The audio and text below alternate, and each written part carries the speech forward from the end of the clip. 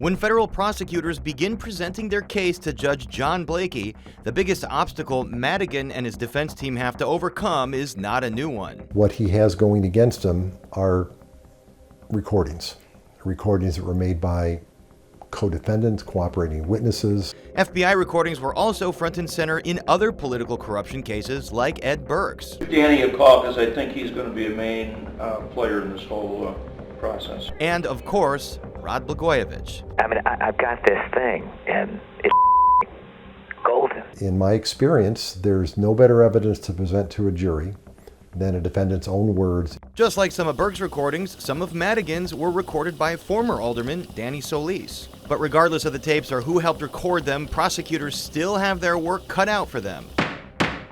Just a few weeks ago, a federal judge declared a mistrial after jurors said they could not unanimously decide if former AT&T president Paul LaSchiazza was guilty of bribing Madigan in exchange for favorable legislation. If you look at the jury pool, it was 11-1 to convict in that case. If you think back to the Rod Blagojevich trial, he had two trials. A lot of people forget that. The first trial was 11-1 to convict.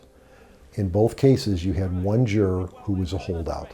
When they went back to trial the second time with Blagojevich, he was convicted on virtually all accounts. While a mistrial verdict might make Madigan's defense attorneys nervous, there are other points that may weigh in their favor. If you go out on the street and ask people, should we prosecute people for corruption, you probably get 100% saying yes. But defining what corruption looks like is much more difficult. The Supreme Court's made it even more difficult in a recent decision that they made, and that's certainly going to come into play in this trial as well. Stephen Caliendo is a political science professor at North Central College. And I think Rod Blagojevich would say, even to this day, he doesn't think he did anything wrong. What he was doing, it was in furtherance of the best interests of the citizens of Illinois, because that's part of the way that you govern. I think most of us would look at that and say that's beyond the pale. A federal grand jury initially indicted Madigan in March of 2022 on racketeering and bribery charges for allegedly causing Commonwealth Edison to pay Madigan's allies as a reward for their loyalty to Madigan.